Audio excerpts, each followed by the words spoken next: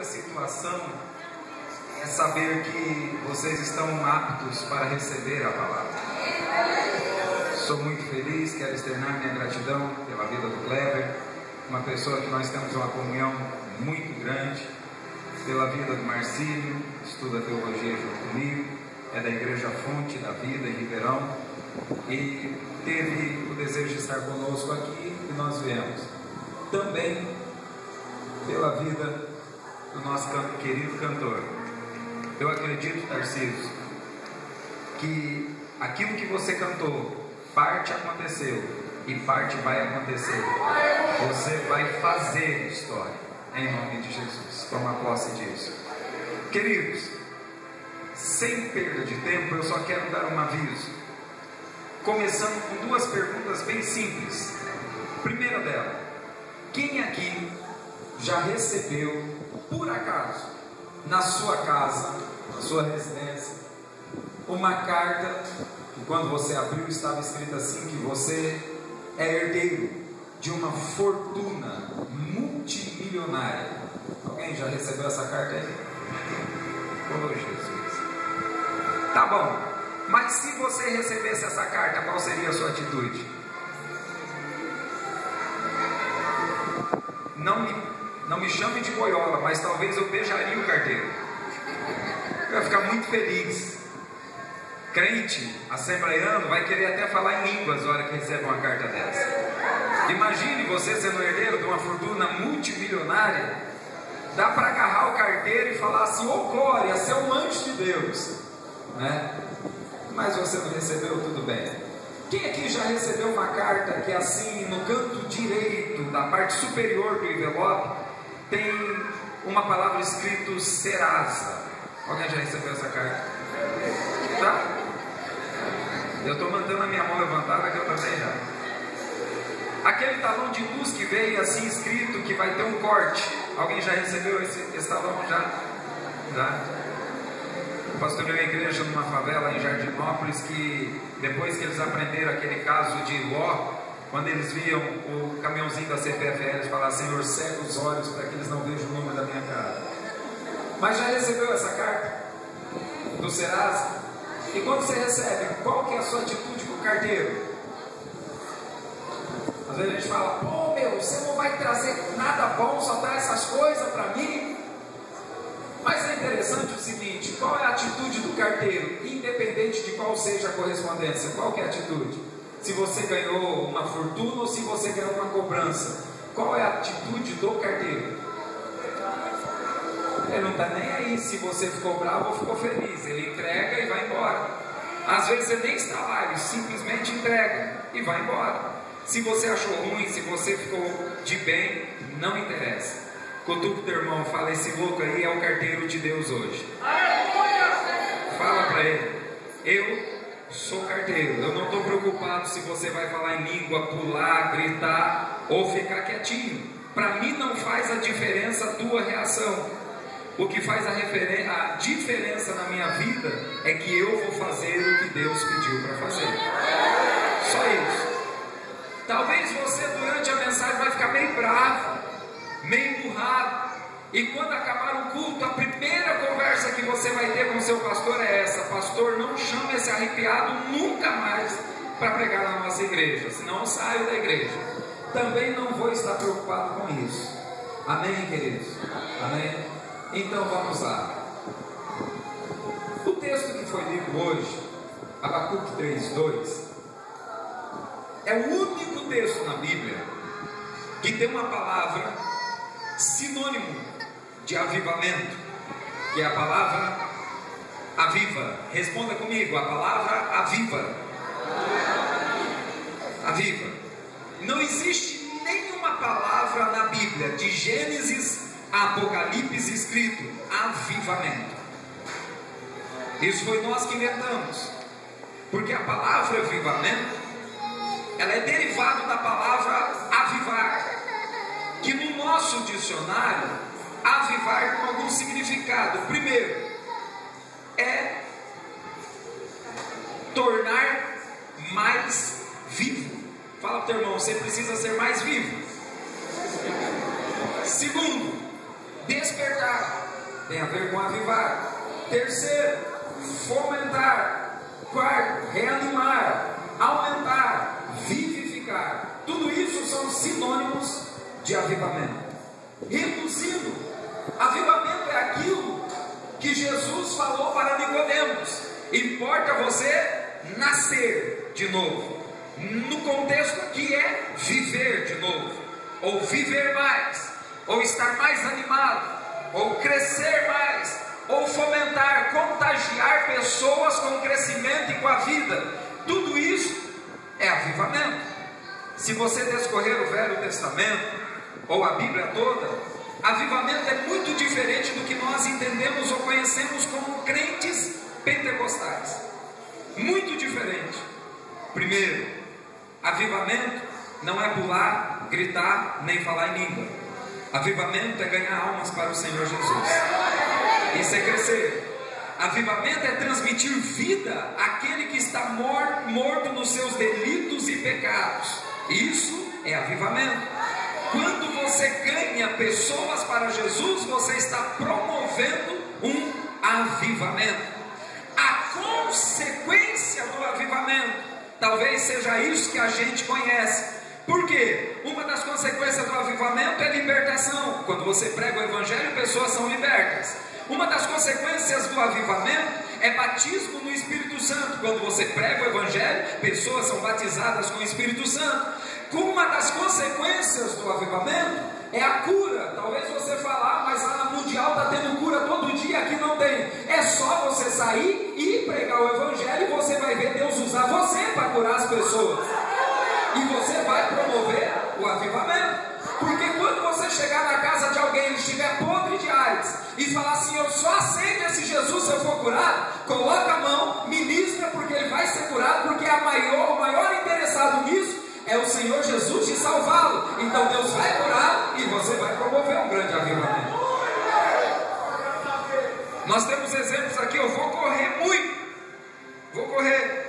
Exemplos no Velho Testamento de avivamento. Samuel lá em Mispá, quando a arca estava no local que não deveria estar, e o povo estava reclamando, os filisteus estavam dominando sobre eles. Samuel assume o ministério de sacerdote, convoca todo Israel e fala: olha, se vocês abandonarem os ídolos, se vocês se converterem ao Senhor, Deus vai trazer a arca de volta. E todos eles se arrependeram, destruíram os seus altares, as suas idolatrias, e a arca veio e houve um grande avivamento. Se você for ver também Elias e os profetas de Baal, todo Israel estava convertido a Baal e ao poste ídolo, exceto alguns que não se manifestavam. E quando Elias fez a proposta, e aquele que responder com fogo, esse é o Senhor. Você conhece a história depois dos profetas de Baal gastar meio dia tentando alguma coisa e não conseguir. Elias ora e o fogo do céu desce, e o povo de Israel começa a dizer: somente o Senhor é Deus.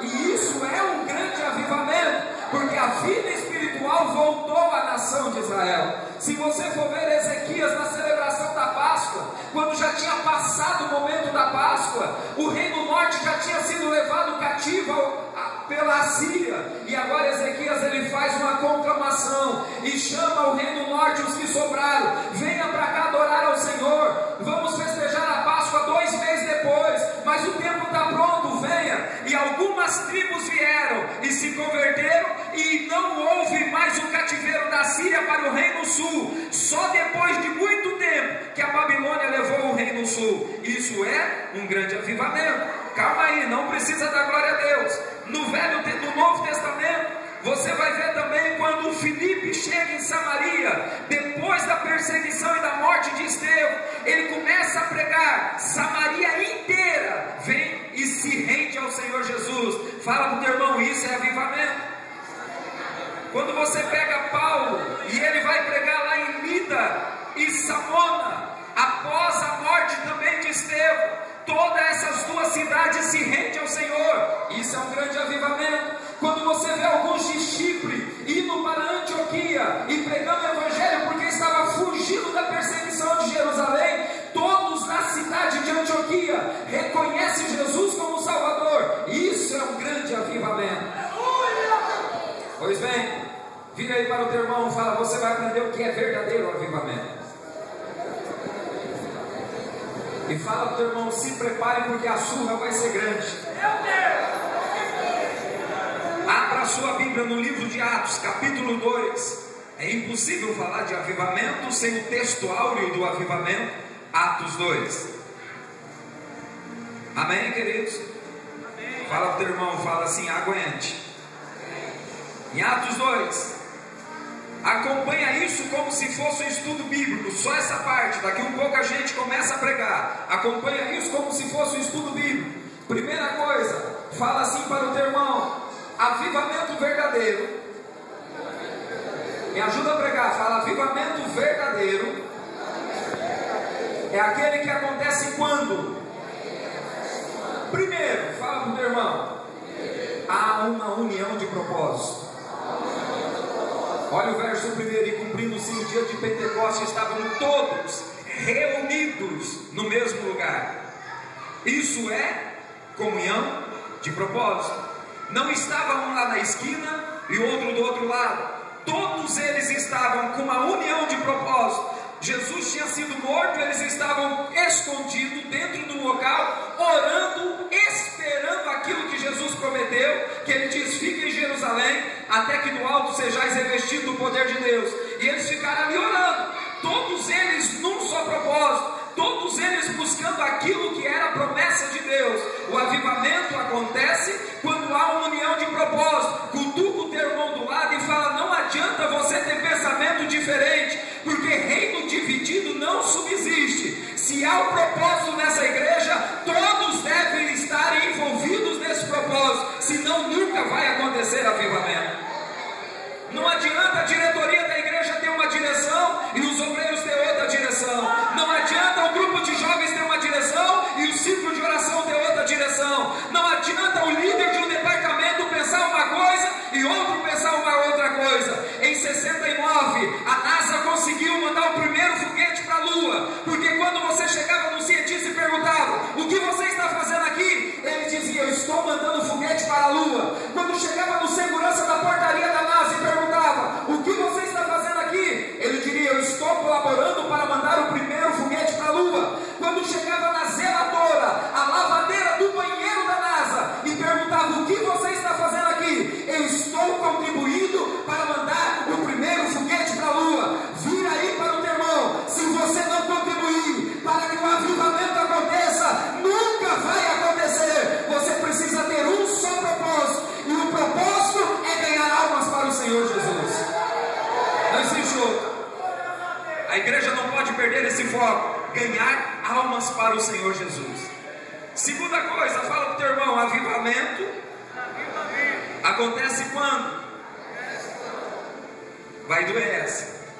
Quando o barulho não é promovido por pessoas, mas por Deus. Dura palavra é essa.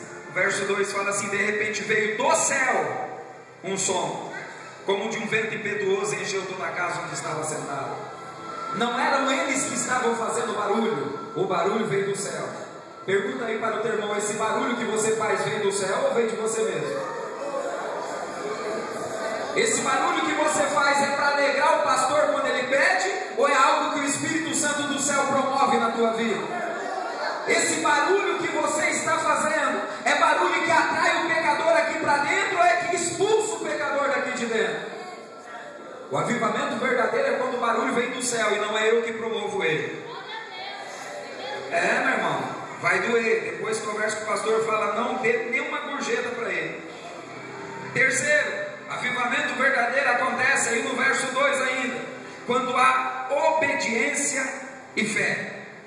Sabe do que eu estou falando? A exegese que eu estou colocando aí no verso 2: estavam todos sentados.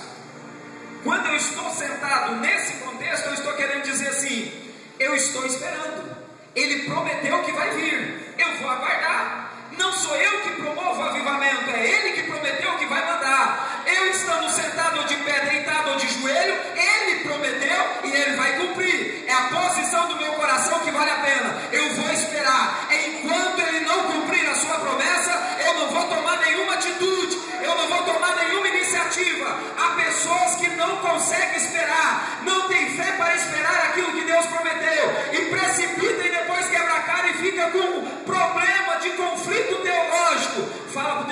espera. Se Ele prometeu, Ele vai cumprir. Tenha fé e obediência à promessa dEle. Aleluia! Quarto, avivamento é quando o fogo desce sobre pessoas e não sobre coisas. Olha aí no verso. E apareceram distribuídas entre eles línguas como que de fogo que pousou sobre cada um deles. Não é aquele foguinho que tem lá no monte que pega em graveto. Aquilo ali é fogo em coisas. O avivamento da Bíblia é fogo em pessoas. Graveto não precisa de fogo. Quem precisa é você e eu. Fala para o teu irmão, o Espírito Santo não precisa acender graveto. Ele precisa acender eu e você para promover um avivamento. Se está doendo, fala ai, aleluia, mas faz alguma coisa. Fala para o teu irmão, avivamento verdadeiro é aquele que quando as pessoas escutam barulho, quer fazer parte.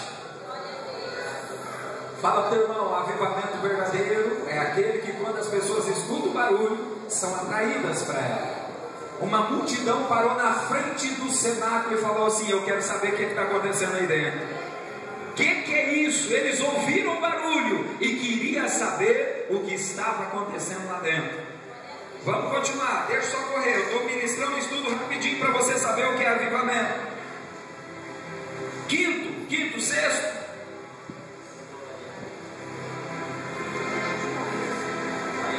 Avivamento verdadeiro é aquele que até o pecador sabe que não é você que está promovendo, mas é Deus que está promovendo. Fala o teu irmão, avivamento verdadeiro é aquele que até o pecador sabe que não é você que está fazendo. Deixa só correr, está no verso 7 e 8. Quando eles falam lá, olha, estavam pois atônitos e se admiraram, dizendo: vede, não são porventuras Galileu todos esses que aí estão falando? Só assim, eu conheço esse cara, como que ele está falando no meu idioma? Ele não sabe falar nem o idioma dele direito, isso não é dele não, isso é algo além dele. O que acontece com você é algo que as pessoas acreditam que é de Deus e não é de você. Vai pensando aí, meu irmão, daqui um pouco a coisa fica boa. Avivamento verdadeiro é quando, independente de raça, tribo, línguas e nações, as pessoas que estão do lado de fora entendem o propósito de Deus para a sua vida. Você tem ideia disso? Você tem ideia disso? O avivamento ele não depende da sua nacionalidade, ele não depende da sua raça, ele não depende da tua posição financeira. E as pessoas lá de fora enxergam isso como Deus manifestando a sua vida. Calma lá. Outra coisa, avivamento verdadeiro é aquele que quando manifesta, nós sabemos reagir à zombaria. É aquele que quando alguém passa e fala: os crentes estão todo louco, a gente sabe reagir. Pedro, ele reagiu de acordo com o que ele escreveu em 1 Pedro 3,15: para que possais responder com sabedoria e com paciência a todos quantos vos perguntar a respeito da vossa salvação. Eu acho interessante que tem crente que está cheio da unção, está até falando em língua. Se alguém tirar sarro dele, ele dá um pedalado no meio do outro. Ele perde a graça na hora. Esse avivamento não é produzido por Deus. Pedro era um zelote, o homem que metia a espada em qualquer um, era agressivo, sanguíneo 100%. Quando alguém zombou, ele sai lá fora e prega o evangelho e ganha 3.000 almas para o Senhor Jesus. Isso é avivamento. Isso é avivamento. Agora sim, vamos pregar. Fala aí para o teu irmão: quem pode ser usado para promover este avivamento? Quem pode? Quem pode? Fala aí para o teu irmão. Não espere do pastor não, você pode. Fala aí, meu irmão. Fala assim: você pode. Você pode promover o avivamento. E eu vou te provar isso. Primeiro, só o fato, agora vem a parte de você glorificar. Só o fato de você ser obediente a Deus, mesmo que você não queira, o avivamento acontece. Não sei se você está entendendo. Somente o fato de você ser obediente a Deus, mesmo que você não queira, o o avivamento vai acontecer. Baseado em que eu estou falando? Primeiro nós aprendemos o que é avivamento, que é ganhar almas para o Senhor Jesus. Jonas, lembra de Jonas? Deus manda ele ir para onde? Nínive. A nação cuja capital era Nínive era uma nação de gente ruim. Jonas tinha perdido seus pais, sendo massacrado por este povo. E quando Deus chama Jonas, fala: vai lá profetizar em Nínive. Ele falou assim: vou nada. Fala para eles que dentro de 40 dias eu vou exterminar a cidade de Nínive. A cidade de Nínive tinha aproximadamente 800 mil habitantes, do tamanho de Ribeirão Preto aproximadamente. Ele falou assim: bom, se eu não for, eles não se arrependem, Deus extermina e eles pagam o que eles fizeram com meu pai. Mas Deus falou assim: não, você vai. Ele pega o navio para Tarso, você conhece a história. E quando ele se arrepende e obedece, mesmo que ele não queria que acontecesse, ele chega assim e fala: olha, dentro de 40 dias vai acabar com tudo isso. O que é? Vai acabar com tudo isso. Como, moço? 40 dias vai acabar. Ele não queria que ninguém entendesse. E alguém escuta e corre lá no rei: meu rei, tem um profeta de Deus aí falando que vai acabar tudo porque nós estamos em pecado. O rei falou assim: vamos fazer uma coisa. Eu, a minha casa, o meu reino, todos os animais, crianças vão se vestir de saco e vão jejuar para que Deus se arrependa e não venha destruir. Isso é um verdadeiro avivamento. A cidade inteira viveu esse avivamento por 100 anos. Fala aí para o teu irmão: seja obediente, não se preocupa, mesmo que você não queira. Quando você sai para pregar o Evangelho, que é um mandamento de Deus, o avivamento vai acontecer através da sua vida. O problema é que nós como igreja perdemos o foco. O nosso foco agora é entrar no retreté, pular, falar em línguas estranhas, mas não queremos sair daqui para ir lá fora pregar o Evangelho. A prova disso é que não tem um pecador aqui hoje. Nós não convidamos um pecador para participar de uma campanha de avivamento. É porque não estamos vivos ainda. Mas eu acredito que hoje o Espírito Santo vai transmitir vida em você, ao ponto de você ter vida para transmitir a alguém. E aí o avivamento começa a acontecer. Segundo, avivamento acontece quando alguém está disposto a dar prioridades às coisas de Deus. Fala para o teu irmão: avivamento acontece quando alguém está disposto a dar prioridade às coisas de Deus. Lembra da mulher lá do poço de Jacó? Lembra? A mulher samaritana. O que ela foi fazer lá no poço? Pergunta retórica, né? Buscar água. A mulher foi meio-dia buscar água. Isso prova que ela era uma mulher não bem vista na sociedade.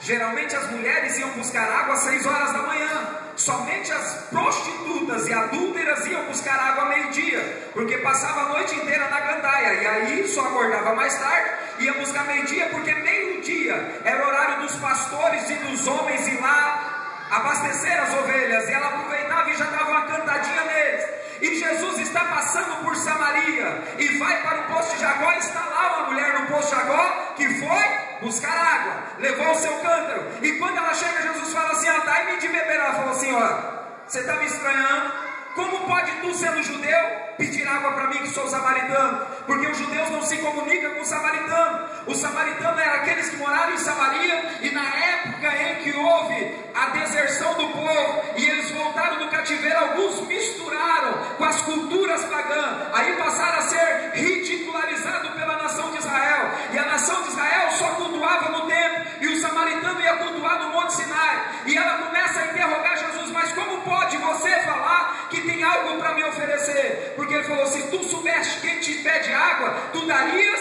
e eu te daria uma fonte que jorra para a vida eterna. Fala, aí começa o avivamento. Avivamento é quem tem algo para oferecer. Não é quem tem para receber, é quem tem para oferecer. Isso é avivamento. E a conversa vai indo. Daqui um pouco ela pergunta: mas Senhor, eu vejo que tu és profeta, me diz aí, os nossos pais dizem que a gente tem que adorar nesse monte, vocês falam que tem que adorar lá em Jerusalém no templo. Aonde é o lugar certo de adorar? Ele fala: está chegando a hora. E ele corrige: já chegou, em que os verdadeiros adoradores adorarão o Pai em espírito e em verdade. E aí ele começa a profetizar. Ela tem uma mudança de vida, e a Bíblia fala: e deixando ela o seu cântaro, foi à cidade e avisou os homens daquela cidade que Jesus estava no poço. E toda aquela cidade veio ter com Jesus e falou: já não é pelo que você diz, mas é pelo que nós vemos que ele é o Messias de Cristo. O que eu estou falando é o seguinte: ela foi buscar água, mas quando ela recebeu Jesus, ela promoveu um avivamento. Ela deixou o que ela achava que era prioridade, matar a sede, para ir pregar o evangelho para aqueles que ainda não conheciam Jesus. Fala para o teu irmão: a prioridade é priorizar o que é prioridade. E o que é prioridade? É mudar o rumo da eternidade do pecador. Isso é prioridade para a igreja. Avivamento acontece quando eu abro mão das minhas prioridades para fazer a prioridade de Deus, que é ganhar almas para as pessoas. Terceira coisa, avivamento pode acontecer quando alguém, mesmo sem entender o que Jesus manda, ele está disposto a obedecer. Um exemplo clássico desse: lembra do endemoniado de Gadara? Lembra dele? Aquele que tinha um pouquinho de demônio, que entrou numa turma de porco e morreu todo mundo. Aquele cara entendeu que avivamento é obedecer a Jesus mesmo sem entender o que Jesus está mandando. Presta atenção no que aconteceu com ele. Se você ler o texto, você vai entender. Quando Jesus expulsa os demônios dele, ele quer seguir o Senhor Jesus. Como qualquer pessoa liberta, quer fazer o quê? Seguir o Senhor Jesus. Mas as pessoas tinham expulsado Jesus de Gadara, e Jesus falou assim: você não vai me seguir não, fica aí. Ele poderia falar: mas Senhor, eu não tenho mais o que fazer, o meu negócio é te seguir. Ele não questionou, ele ficou e começou a anunciar em Decápolis. Decápolis quer dizer as 10 cidades circunvizinhas, e todas elas se renderam ao Senhor Jesus. Isso é um grande avivamento. Ele poderia ter desobedecido, o maior desejo dele era andar com Jesus, mas ele, mesmo sem entender o porquê que Jesus não queria que ele seguisse, ele obedeceu, e Deus usou ele para promover um grande avivamento em 10 cidades que estavam ali circunvizinhas. Fala para o teu irmão: você está entendendo o que é avivamento? Eu estou correndo, que eu tenho mais 10 minutos só. Avivamento é quem experimenta uma verdadeira metamorfose que Jesus propôs para Nicodemos. Isso tem a ver com Pedro. Olha aqui para mim.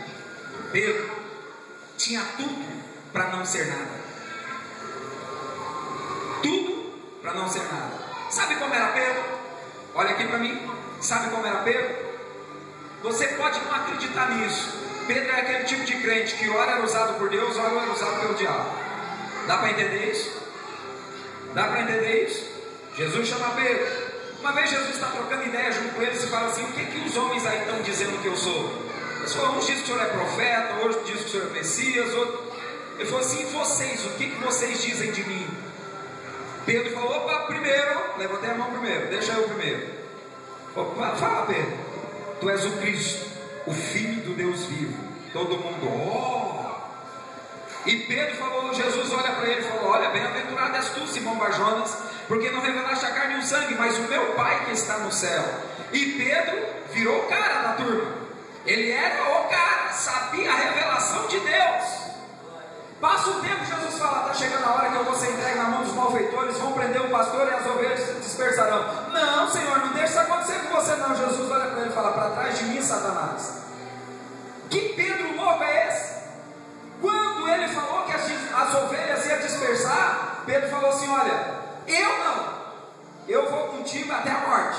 Jesus fala para ele: menos, Pedro, não vai não, menos, não é por aí, eu vou. Pode ser que esse Judas aí, eu não sei, esse cara tem cara de traíra, mas eu não, eu vou junto, eu estou contigo e não abro, sou igual paraquedas ruim, eu estou contigo e não abro. Jesus falou: tá bom, Pedro, vamos fazer o seguinte: antes que toque a corneta que chama canto do galo, você vai me negar 3 vezes. E aí Pedro falou: não, não vou não. E quando alguém leva Jesus preso, Pedro fica de longe se aquentando na fogueira.